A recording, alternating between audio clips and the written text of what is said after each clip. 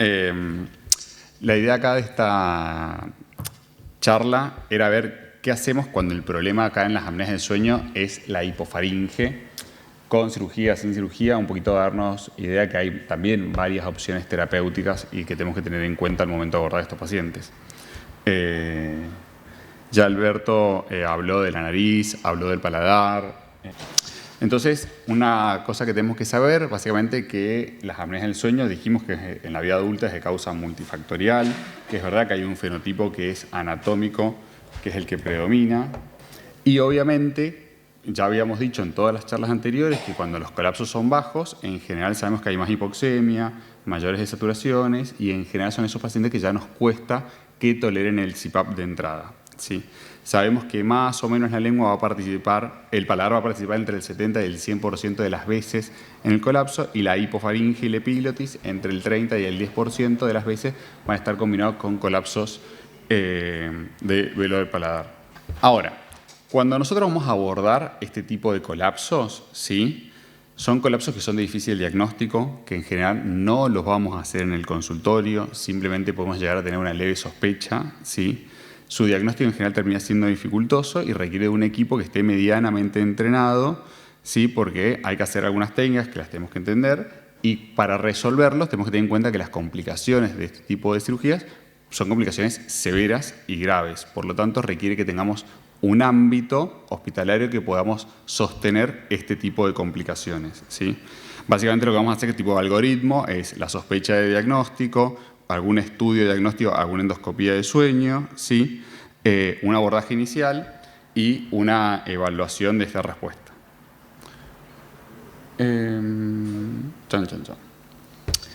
¿Qué datos nos pueden hacer sospechar en realidad que tenemos colapsos bajos en la clínica? Obviamente son pacientes con mayor somnolencia, son fenotipos obesos, en general tienen más relación con los colapsos de lengua, y los fenotipos longilíneos con los colapsos epiglóticos. El antecedente de laringomalacia en la infancia, ¿sí? Sobre todo en estos pacientes longilíneos, tienen mucho colapso epilótico tipo tractor, y las mujeres que empiezan a roncar posmenopausia, ¿sí? Y que los síntomas empiezan a ser muy severos posmenopausia, tendremos que empezar a sospechar de este tipo de colapsos, igual que aquellos pacientes que tengan apneas en grado REM. Otra cosa que no nos podemos olvidar cuando hagamos el examen físico de estos pacientes, como mínimo, es ver el frenillo, que no esté corto, que no sea una glosoptosia, que esté ahí empujando por una causa anatómica de adelante y no puntualmente la base de la lengua o la hipofaringe. Y obviamente que sea una lengua que tenga el tono muscular adecuado, que no esté colapsado porque sea una causa funcional y no una causa anatómica, ¿sí? Y entre los estudios del sueño, básicamente, características que podemos ver son pacientes que tienen apneas a predominio de sueño REM, son apneas de mayor duración, con mayor desaturación, mayor cantidad de ronquidos, y en general son pacientes con IH un poquito más severo, ¿sí? La única forma, lamentablemente o para bien, de identificarlo es con la endoscopía de sueño, ¿sí? Que es la que nos va a identificar qué tipo de patrón obstructivo tiene la vía aérea. Recuerden que por más que sean hipofaringes, los patrones van a cambiar, ya vamos a ver un poquito de eso, ¿sí? Nos va a poder ayudar a entender un poquito el mecanismo fisiopatológico de la obstrucción, y según el tipo de obstrucción nos va a predecir un poco el éxito quirúrgico. Vamos a tratar de ver una especie de dice completo o de las cosas que nosotros tratamos de hacer. Por lo menos nosotros evaluamos los 4 niveles iniciales. Vamos a ver el velo del paladar con ese tipo de colapso que tenga ahí, en este caso circunferencial, ¿sí? Vamos a después seguir progresando. Vamos a ver las paredes laterales de la faringe, que siempre es un colapso lateral. En este colapso lateral nosotros siempre tenemos que ver si es a causa de la pared o en este caso a causa de las amígdalas. Y después vamos a llegar a la hipofaringe y vamos a ver si son colapsos de la lengua, que sean expensas del músculo de la lengua o expensas de la amígdala lingual. Y en la epiglotis vamos a ver si estos colapsos son primarios, que son simplemente la epiglotis, o secundarios porque están empujados en la lengua, ¿sí? Eso es lo mínimo que uno debería ver en la primera evaluación inicial, donde va a ser el DICE sin intervención ni de utilización de férulas, ni de maniobras de avance mandibular, ni de cierre de boca, ni en decúbito lateral, etc., ¿sí? Eso es para que vean en realidad, si quieren ver cómo funciona un CPAP y cómo mantiene estable la vía aérea, o cómo los titulamos a veces los CPAP. Bueno, ahora, puntualmente, ¿qué podemos ver con respecto a la lengua, como yo les dije? Podemos ver colapsos que van a depender de la amígdala lingual. Miren esa amígdala lingual gigante que tiene ese paciente, ¿sí? No hay forma que entre aire, no hay forma que con el CPAP o presiones de aire esa lengua se la traigamos hacia adelante. Tenemos trastornos más funcionales o trastornos más del músculo de la lengua, donde tenemos una lengua que acá, bueno, no sabemos si está mal o no posicionada, pero es la que está empujando el epiglotis para atrás y está cerrando, ¿sí? Ese colapso epiglótico no es primario, sino es secundario, y después deberíamos hacer alguna maniobra para identificar si ese epiglotis sigue o no sigue colapsando. Después tenemos colapsos epiglóticos. El primero es un tipo tractor, que es donde el epiglotis se cierra totalmente, ¿sí? Esos son los que se relacionan más con la laringomalacia, que es como un epiglotis donde en general es como mucho más flácido. Los colapsos laterales de lengua, de epiglotis, ¿sí? Que se cierran, y uno y el otro se pueden tratar de formas diferentes de acuerdo a su alteración anatómica, cuál es la repercusión funcional con algunas maniobras. Entonces, un poquito, ¿qué es lo que hago? Y en qué hago con estos pacientes lo quise representar con algunos casos clínicos para que quede capaz un poco más claro. Esta es Luz, tiene 68 años, es médica, lamentablemente. Había consultado hace un tiempo por ronquidos, somnolencia diurna, signos de apnea, ¿sí? Había consultado hace 9 años con apneas moderadas, obesidad tipo 1. En su momento otro médico le dijo que solo bajara de peso, hizo un descenso de peso ella, mejoró los síntomas, pero hoy cuando volvió a mi consulta no había aumentado de peso y los síntomas persistían, ¿sí? Una sensación de sueño no reparador, ya no tenía sobrepeso, no tenía obesidad. Al examen físico tenía un Friedman 2B, amígdalas 1, un paladar medio elongado, un punto K de 1,5 centímetros, un PAS 2, un pan-Rottenberg que no imitaba. Y en el estudio del sueño tenía básicamente 17 apneas por hora, un T90 de 11 minutos y médica, 68 años. ¿Qué harían ustedes? Apneas moderadas, sintomática.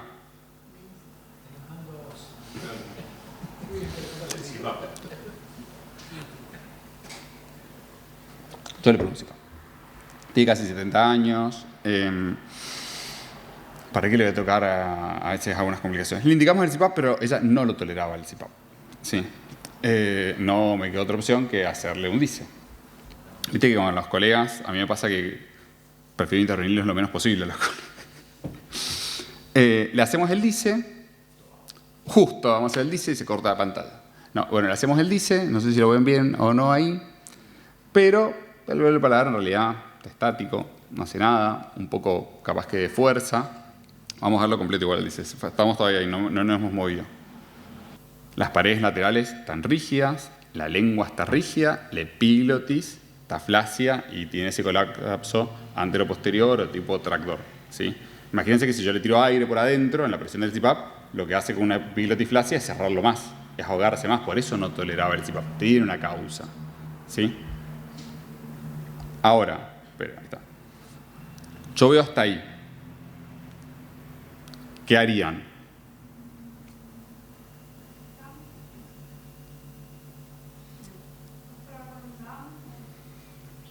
¿En dónde? Le indico un DAM. Puede ser una opción, pero con lo que viste. Vos viste eso, nada más este video. ¿Hasta ahí? ¿Qué haces? ¿Y vos hasta ahí tomarías una decisión? Es mi pregunta. Porque si yo, en lo personal, solo me muestran eso, yo diría que yo le reseco la epiglotis. Porque no tengo otra opción. Yo no he visto nada. Nadie me contó más nada que esas imágenes. Velo del paladar firme, paredes laterales firmes, base de lengua firme, epiglotis flácida, ahí que se cae, ¿sí? Si yo empiezo como a interpretar un poco más y veo, ¿se acuerdan que yo les dije el DICE se ve desde afuera hacia adentro? Y empiezo el aspecto morfológico, vamos a ver algunos detalles que los vamos a ver ahora acá. Esto seguía ahí.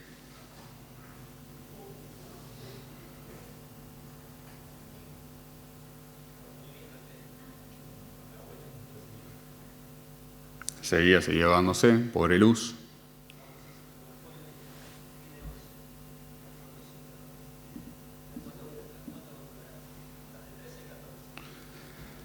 Ahí a Luz le cerramos la boca y la verdad que la epiglotis solo con el cierre bucal, ni siquiera con el avance bucal, ¿sí?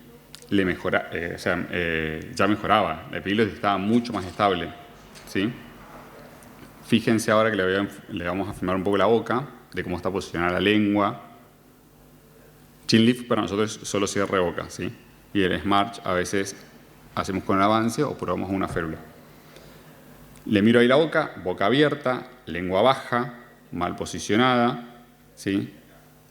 Está bien que la lengua, independientemente de mal posicionada, no le da punto de tracción al epiglotis de cómo se inserta. Ahora, si yo miro esto, en vez de resecarle el epiglotis, capaz que sí puedo decir, che, pongámosle un DAM que tiene que tener un avance nada o mínimo que le mantenga la boca cerrada, o le puedo hacer terapia miofuncional y probar que entrene la lengua y que cierre la boca. Nosotros decidimos ponerle un DAM con ella, le pusimos un DAM, 2 meses de tolerancia una vez el DAM, sus apneas mejoraron, su clínica mejoró, Luz resolvió un colapso epiglótico. Pero si yo me hubiese quedado con la primera parte del video, yo hubiese tenido que resecar ese epiglotis, no me quedaba otra opción, ¿sí?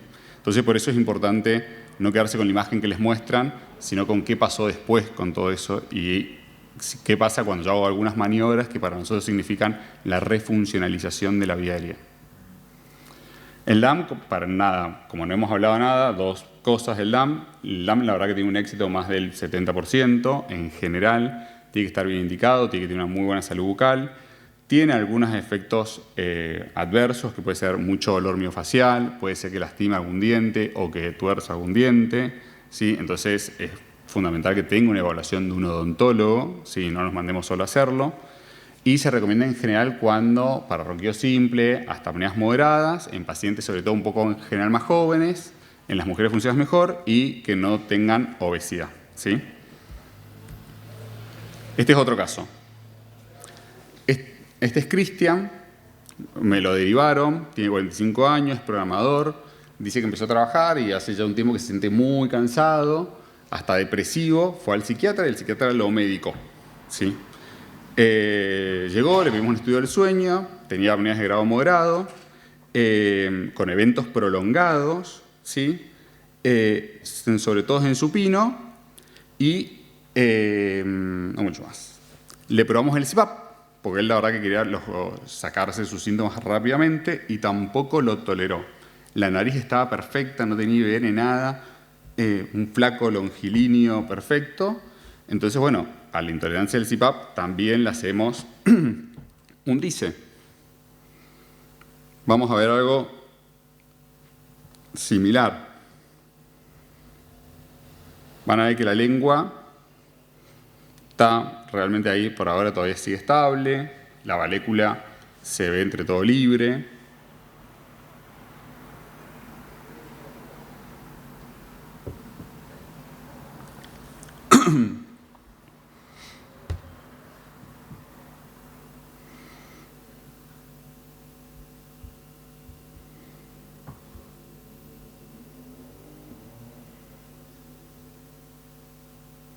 Ahí empieza a colapsar la epiglotis. Sí, es un colapso primario de epiglotis, en ese sentido porque la lengua no está empujada por la lengua, ¿sí? Pero cuando yo le hago maniobras y le pruebo un DAM y todo lo demás, unos segundos, que es la parte final de este video,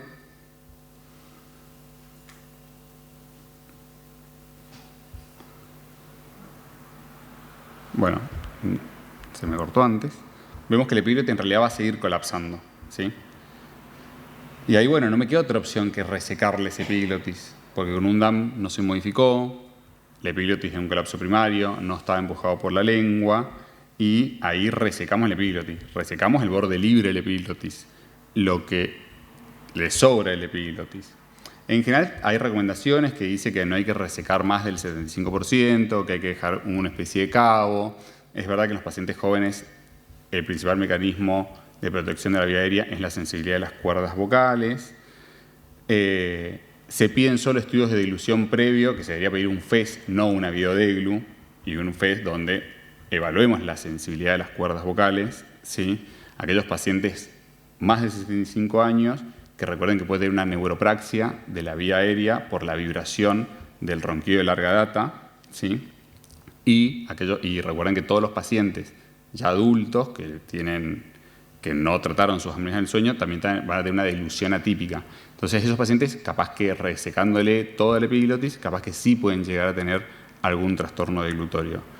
En general estos pacientes, como un paciente joven, no se le pide nada, pero a otros tengan ahí cuidado. La verdad que resecamos la epiglotis y pasó a tener 1.6 eventos, ¿sí? Y el paciente mejoró. Y solo lo que le hicimos fue resecarle la epiglotis a este paciente, ¿sí? Sí que tenemos que tener en cuenta en el control postoperatorio cuando tocamos una epiglotis, ¿sí?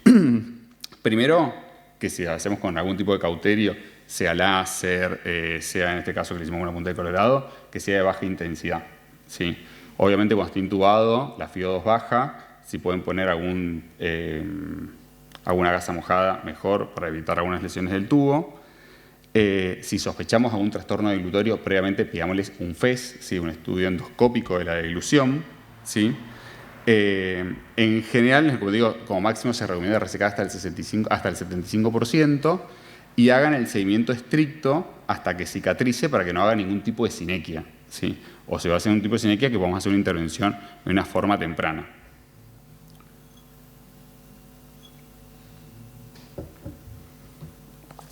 Este es otro caso.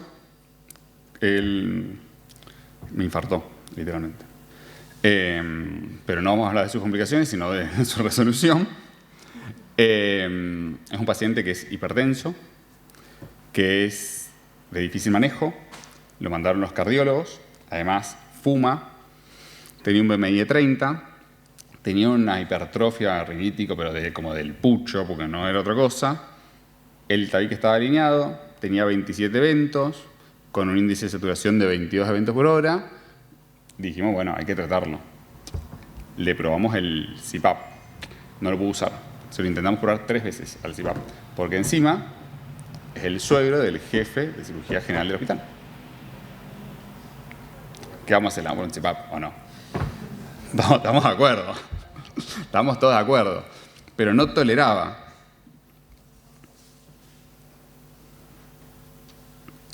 No toleraba. No sé si es todo completo. Sí.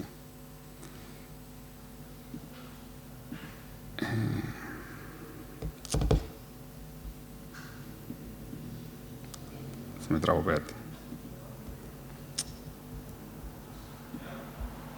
Vamos a tener que ver todo.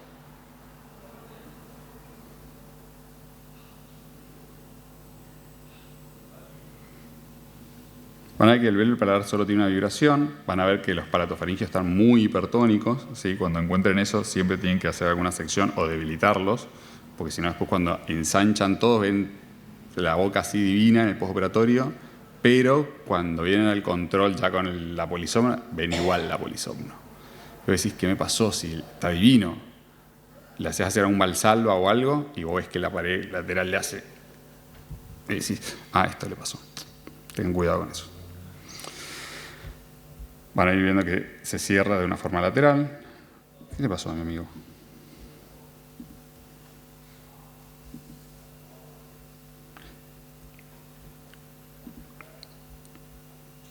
Bueno. De todas formas, para que lo vean, es este que estaba acá.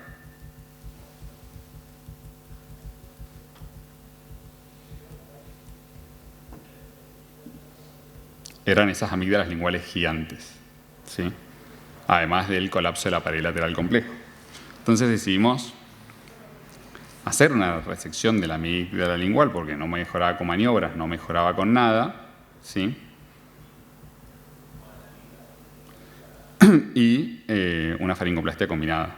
Recuerden cuando yo les dije, la lengua se puede trabajar o el músculo de la lengua o la grasa de la lengua, que sería la amígdala lingual. En este caso es la amígdala lingual, que eran gigantes la amígdala lingual, ¿sí? Nosotros siempre las hacemos con un endoscopio y con Coablator. Vamos resecando toda la amígdala lingual. Siempre lo hacemos desde la línea media y nos vamos hacia lateral. Y lo máximo que nos vamos hacia lateral es hacia los lateral del epiglotis, porque ya ahí pasa el paquete vasculonervioso y pasan lesiones. me pasó una vez de lesionar el paquete vascular nervioso y tuvimos que hacerle una cervicotomía y agarrar o sea, no irregular la externa, sino la maxilar directamente. Y tenemos que llegar hasta el músculo. Y cuando nos profundizamos hasta el músculo tenemos que tener mucho cuidado porque ahí también pasa la sensibilidad. Y después de eso los pacientes quedan con gusto amargo, gusto metálico, mucho trastorno del gusto. Y si lesionamos mucho el músculo, lo que nos puede pasar es que el paciente tenga disartria, dificultades para tragar y le cueste más mover la lengua y le quede la lengua como más fija. Entonces hay que tener cuidado cuáles son los límites. A veces lo perfecto es enemigo de lo bueno, dicen. Es una frase que me enseñó mi madre esa. Ahora, nosotros podemos a la amígdala lingual tratarla con Coblator, como vimos ahí o como estamos viendo en el video, este es un colapso de la amígdala lingual.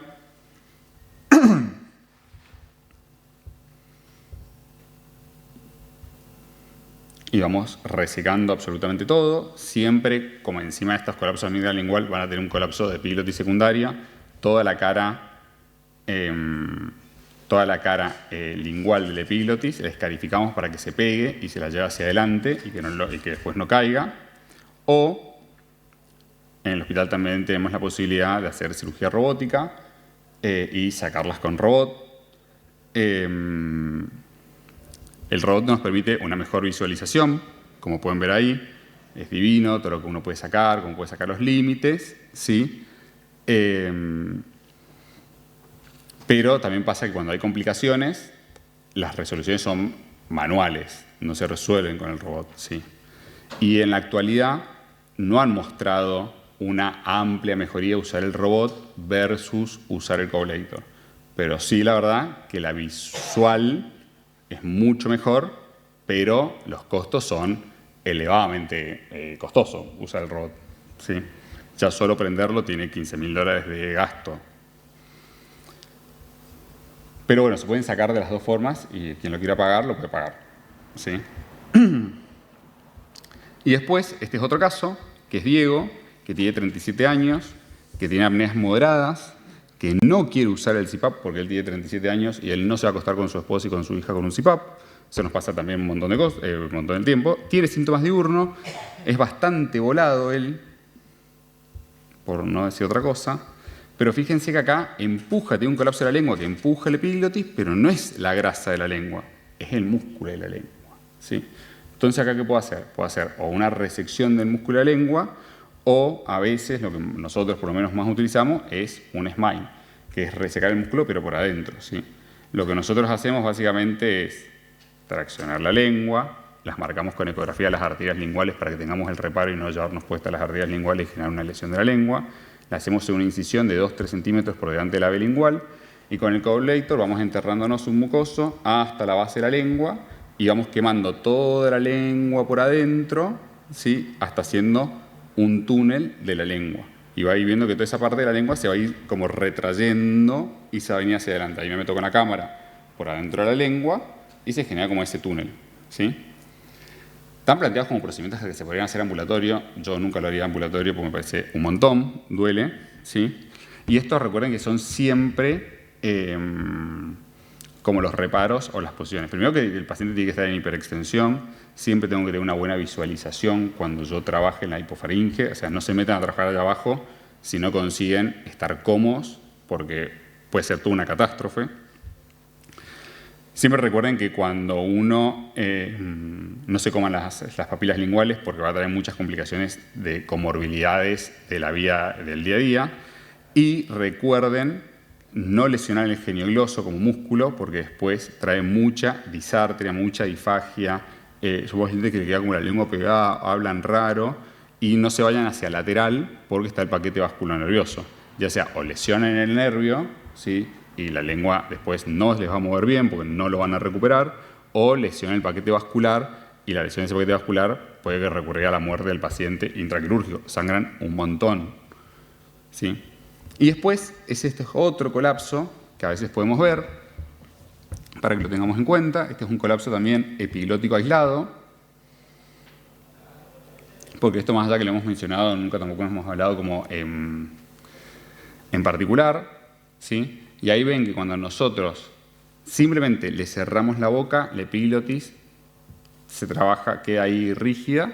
Y estos pacientes, en realidad, a este le indicamos puntualmente terapia miofuncional, porque no quería un DAN, no quería pagar un DAN, y la terapia miofuncional le queda mucho más cómodo. Se superadaptó y la verdad que no hizo otra cosa que hacer tratamiento fonoaudiológico, ¿sí?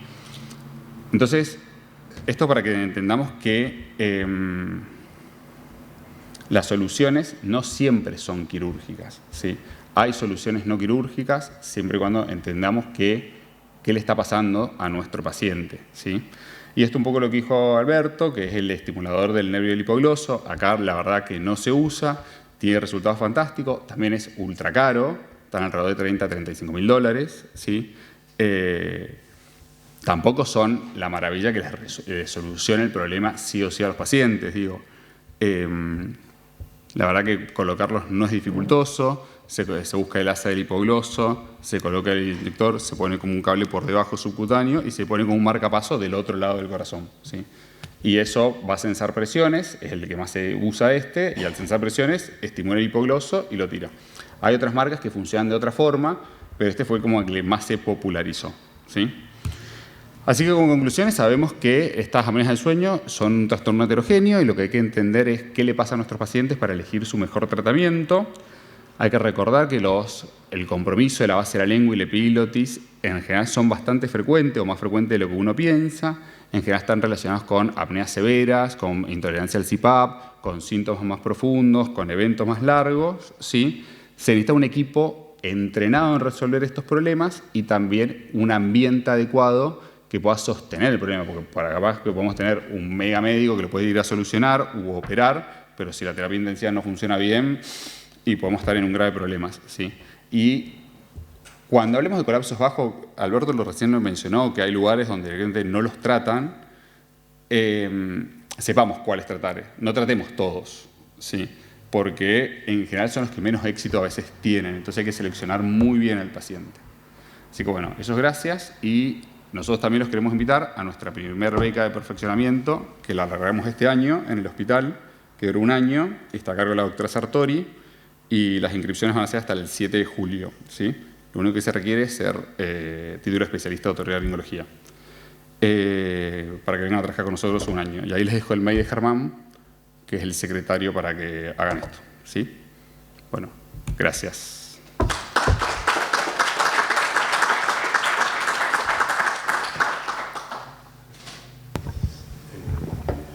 Yo tengo una.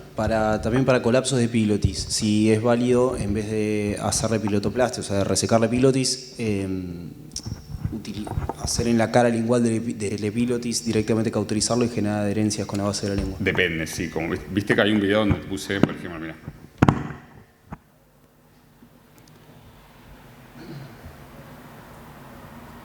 Capaz que ahí no lo ves bien, pero esa epiglotis es cortita y se va. Si vos a esa le pegás como toda la base de la lengua, capaz que se te va a ir mejor. Pero si vos a la anterior, que yo te mostré a la primera luz,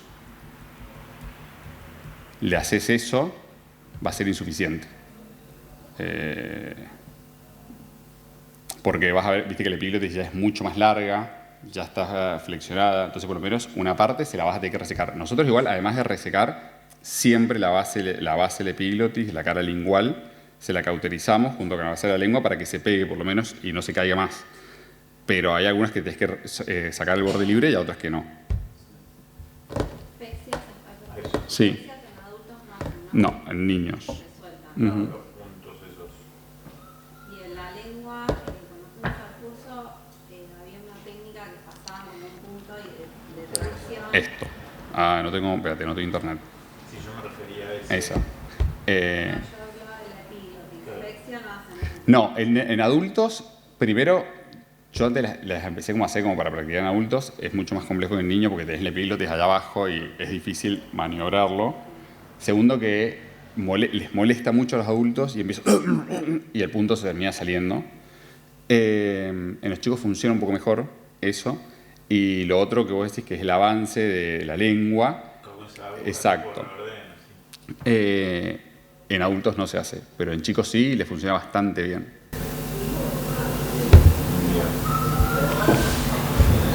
Bien.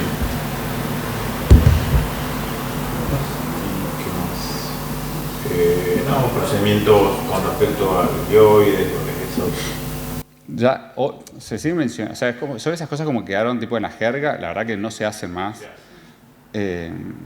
Ya, nada, no se hace casi nada de todo eso. O haces ya un avance y avanzás la mandíbula, o sacás la amígdala lingual.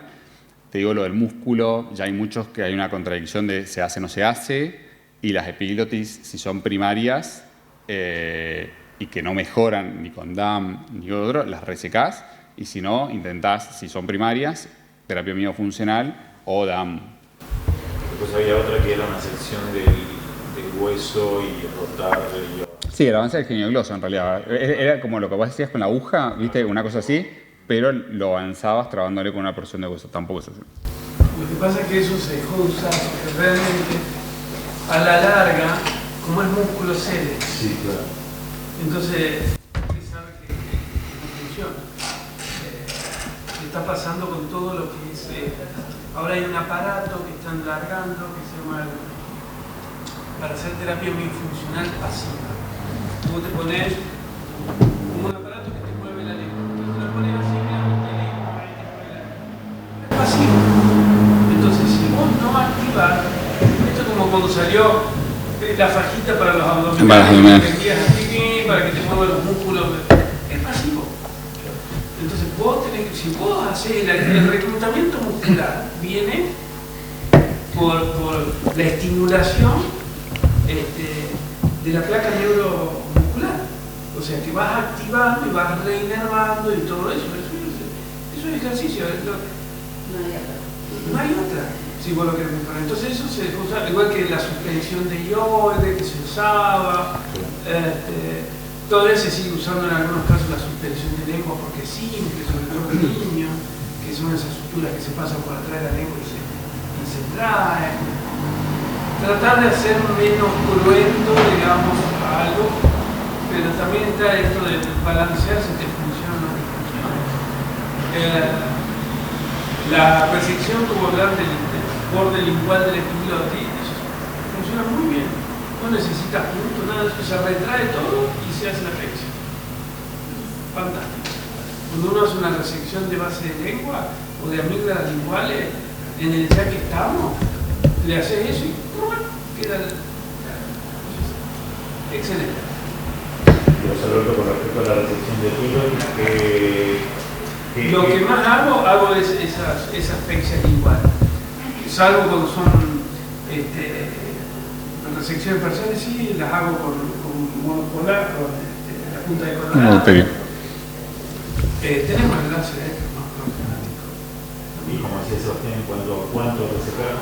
No, tampoco es tanto. Si dejas, no te vas a ir a sacar allá la base, de sacar el tercio superior.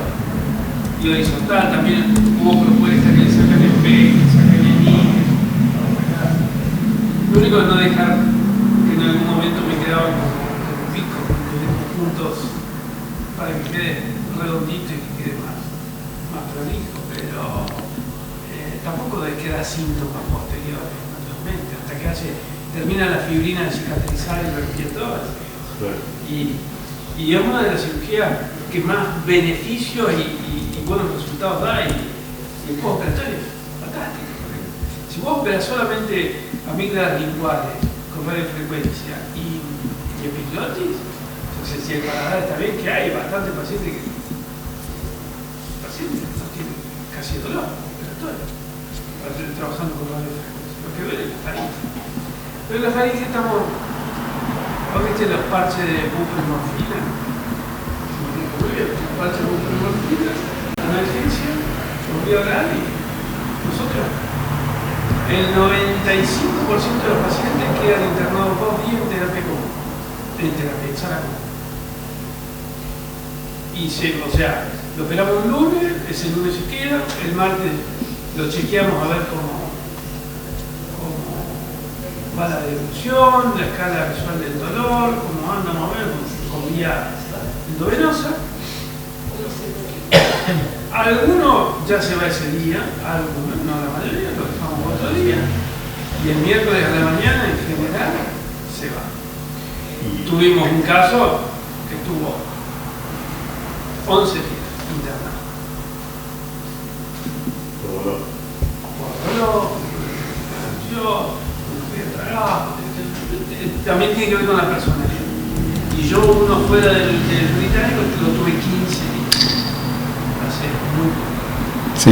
Posterior, Y he tenido algunos SOS sin tragar varios días. claro.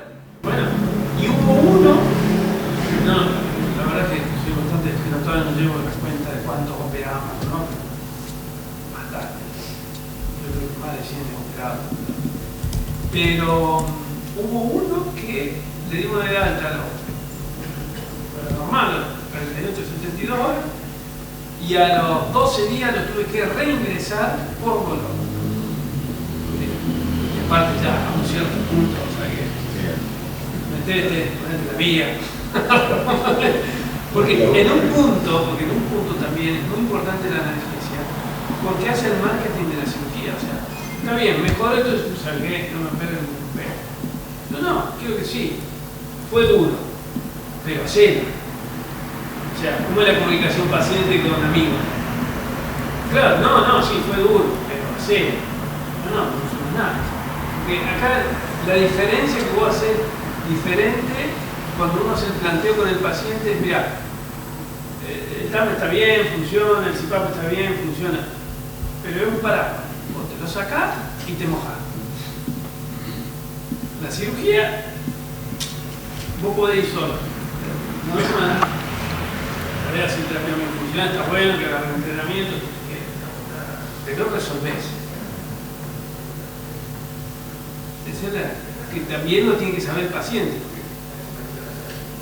Está bueno que no operás. Hay que ver si todo tiene sus pros y sus contras. ¿Y más tenemos a Coleto también? Sí. Bueno, hubo una vez que se nos rompió el coleto, hicimos punta colorada, hicimos la resección de algunas de linguales con punta colorada. Y sacamos todo el video, así que mañana se lo pero tranquilamente, es que más o menos es lo mismo que haces cuando usás robot. Cuando usás robot, haces lo mismo. Usás monocular, la agarrás y ¿Esto se apagó? como uno trabaja ¿Se con apagó endoscopio y lo que usamos es el endoscopio de digamos toda la glosopex. que es como un hipofaringoscopio, que tiene 1 centímetro de diámetro, entonces ves la visión, entonces ves muy bien. Y se trabaja un montón. Y hay muchas cirugías que las empezamos, ya los pacientes saben, vos te pones todo para trabajar y no ves nada.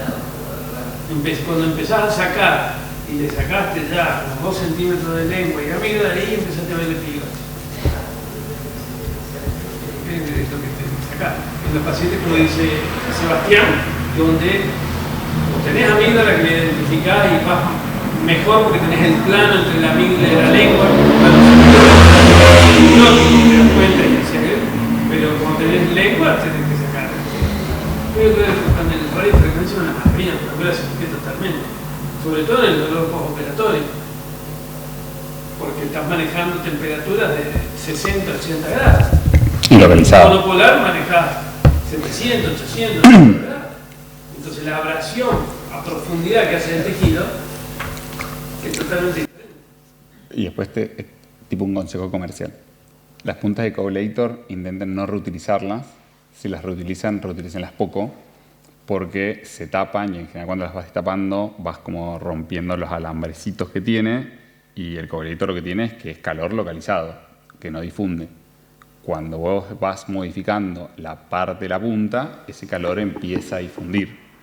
Y pasa, y está descrito, que cuando ese calor difunde y vos estás sobre todo en el borde lateral, terminó la cirugía, todo perfecto, divino, divino, divino. Cuando toda esa zona que vos lastimaste se empieza a revascularizar, ¿sí? Se generan pseudoneurismas.